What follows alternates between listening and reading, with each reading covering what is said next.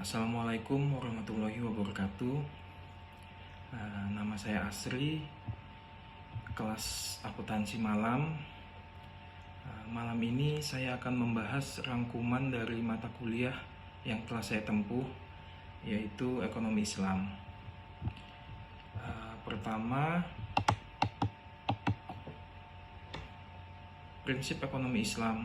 Sistem ekonomi Islam merupakan suatu sistem ekonomi di mana dalam pelaksanaannya berdasarkan syariat Islam dan berpedoman kepada Al-Quran dan Al-Hadis.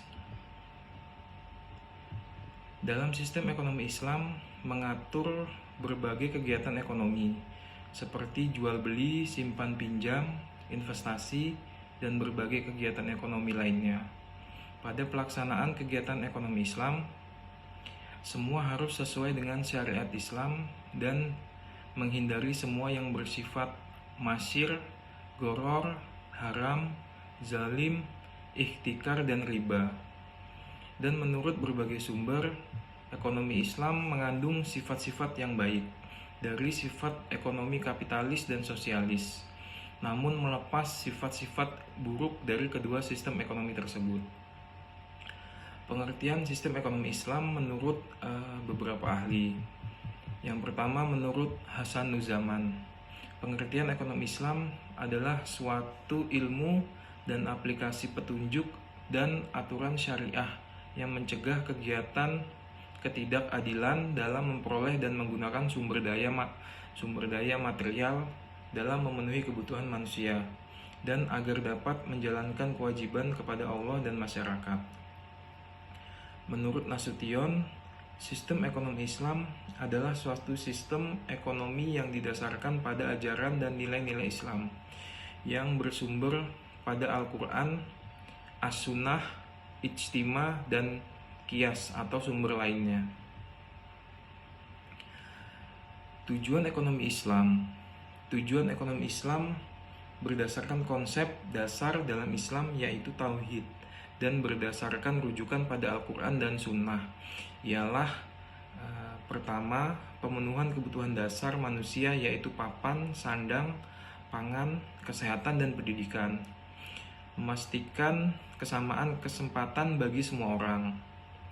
Mencegah terjadi pemusatan kekayaan dan meminimalkan ketimpangan dana distribusi, pendapatan, dan kekayaan di masyarakat.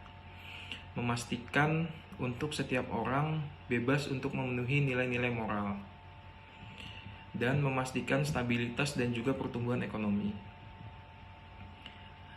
Ciri-ciri sistem ekonomi Islam.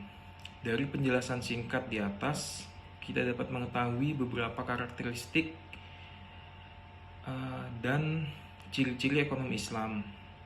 Antara lain, pertama, adanya pengakuan terhadap hak individu, namun dibatasi agar tidak terjadi monopoli yang merugikan masyarakat umum. Yang kedua, adanya pengakuan akan hak umat atau umum, di mana hak umat lebih diutamakan dibanding hak lainnya. Yang ketiga, adanya keyakinan bahwa manusia hanya memegang amanah dari Yang Maha Kuasa. Yang keempat, adanya pengakuan terhadap hak individu, namun dibatasi agar tidak terjadi monopoli yang merugikan masyarakat umum. 5. Adanya pengakuan hak umum di mana hak umat lebih diutamakan dibanding hak lainnya. Yang keenam, adanya konsep halal dan haram di mana semua produk, barang, dan jasa harus bebas dari unsur haram. Adanya sistem sedekah, yaitu distribusi kekayaan secara merata dari yang kaya kepada yang kurang mampu. 8. Tidak memperbolehkan adanya bunga atau tambahan dari suatu pinjaman sehingga hutang piutang hanya memperbolehkan konsep bagi hasil. Adanya larangan menimbun harta kepada umat Islam. Hal ini dianggap menghambat aliran harta dari yang kaya kepada yang miskin dan dianggap sebagai kejahatan besar. Prinsip ekonomi Islam. Pada pelaksanaannya, sistem ekonomi Islam mengedepankan prinsip-prinsip ekonomi yang bertujuan untuk mensejahterakan manusia. Adapun prinsip ekonomi Islam yaitu sebagai berikut. 1. Mencegah kesenjangan sosial. Dalam ekonomi Islam diutamakan untuk memberikan bantuan kepada orang lain yang membutuhkan, meskipun tetap memperbolehkan kompetisi. Hal itu bukan berarti mengesampingkan kepedulian terhadap orang lain dan lingkungan. Kedua, tidak bergantung kepada nasib atau keberuntungan. Segala yang berhubungan dengan perjudian dan mengandalkan keberuntungan adalah sesuatu yang dilarang dalam ekonomi Islam. Mencari dan mengelola kekayaan alam. Dalam prinsip ekonomi Islam, setiap manusia harus mencari dan mengelola sumber daya alam sebaik-baiknya. Hal ini termasuk dalam memaksimalkan hasil bumi, hubungan kerjasama dengan orang lain, dan lain-lain. Melarang praktik riba. Seperti yang telah disebutkan di atas, sistem ekonomi Islam melarang praktik riba dalam setiap kegiatan ekonomi karena dianggap dapat menyengsarakan peminjam dana, khususnya mereka yang kurang mampu. Membuat catatan transaksi dengan jelas. Dalam ekonomi Islam, setiap transaksi yang terjadi harus dicatat dengan baik. Hal ini bertujuan untuk mencegah terjadinya konflik atau masalah di masa depan karena adanya potensi kelalaian. Mengutamakan keadilan dan kesenjangan dalam berniaga. Dalam ekonomi Islam juga memerintahkan agar kegiatan niaga berjalan secara adil dan seimbang. Artinya setiap manusia yang melakukan transaksi, maka pembeli maupun penjual tidak boleh melakukan hal-hal yang dapat merugikan satu sama lain, misalnya menipu atau berbohong. Ruang lingkup sistem ekonomi Islam. Adapun beberapa ruang lingkup dalam sistem ekonomi Islam terdiri atas yang pertama, bad'i adalah jual beli antara benda dengan benda. Yang kedua, akad adalah kesepakatan dalam suatu perjanjian antara dua belah pihak atau lebih untuk melakukan dan atau tidak melakukan perbuatan hukum. Syirkah adalah kerjasama antara dua orang atau lebih dalam hal permodalan, keterampilan, atau kepercayaan dalam suatu usaha tertentu. Mudharabah adalah kerjasama antara pemilik dana atau penanam modal dengan pengelola modal. Muzarah adalah kerjasama antara pemilik lahan dengan penggarap lahan. Musakah adalah kerjasama antara pihak-pihak dalam pemeliharaan tanaman dengan pembagian hasil antara pemilik dengan pemelihara tanaman. Murabahah adalah pembiayaan saling menguntungkan yang dilakukan oleh syahib al-ma'al dengan pihak yang membutuhkan melalui transaksi jual beli dengan penjelasan bahwa harga pengadaan barang dan jual terdapat nilai lebih yang merupakan suatu keuntungan atau laba. Khiyar adalah hak pilih bagi penjual dan pembeli untuk melakukan atau membatalkan akad jual beli. Ijarah adalah sewa barang dalam jangka waktu tertentu.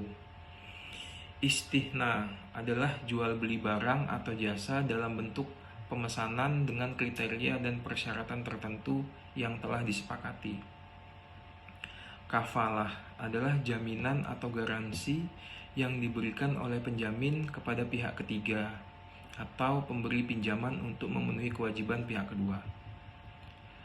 Hawalah adalah pengalihan utang dari muhil al-ashhil kepada muhal alaih. Wadiah adalah penitipan dana antara pihak pemilik dana dengan pihak penerima titipan yang dipercaya untuk menjaga dana tersebut. Ju'alah adalah perjanjian imbalan tertentu dari pihak pertama kepada pihak kedua atas pelaksanaan suatu tugas yang telah dilakukan oleh pihak kedua. Obligasi syariah adalah surat berharga yang diterbitkan berdasarkan prinsip syariah sebagai bukti atas bagian penyertaan terhadap aset surat berharga. Reksadana syariah adalah lembaga jasa keuangan non-bank yang kegiatannya berorientasi pada investasi di sektor portofolio atau nilai kolektif dari surat berharga. Warakah tijariyah atau surat berharga syariah adalah surat bukti berinvestasi berdasarkan prinsip syariah yang lazim diperdagangkan di pasar modal, antara lain wesel, obligasi syariah, sertifikat reksadana syariah, dan surat berharga lainnya yang berdasarkan prinsip syariah. Yang terakhir adalah baitul mal wa tamil. Adapun sumber ekonomi Islam, terdapat beberapa sumber ekonomi Islam, terdiri dari yang pertama adalah Al-Quran. Al-Quran adalah sumber pertama dan utama bagi ekonomi syariah. Di dalamnya dapat kita temui hal ihwal yang berkaitan dengan ekonomi, dan juga terdapat hukum-hukum dan undang-undang diharamkannya riba dan diperbolehkannya jual beli yang tertera pada surat Al-Baqarah ayat 275.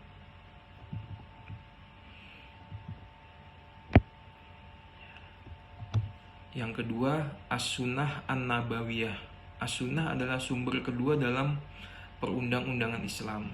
Di dalamnya dapat kita jumpai khasanah atau perekonomian syariah. Di antaranya seperti sebuah hadis yang isinya memerintahkan untuk menjaga dan melindungi harta, baik milik pribadi maupun umum, serta tidak boleh mengambil yang bukan miliknya. Yang terakhir adalah ijtihad.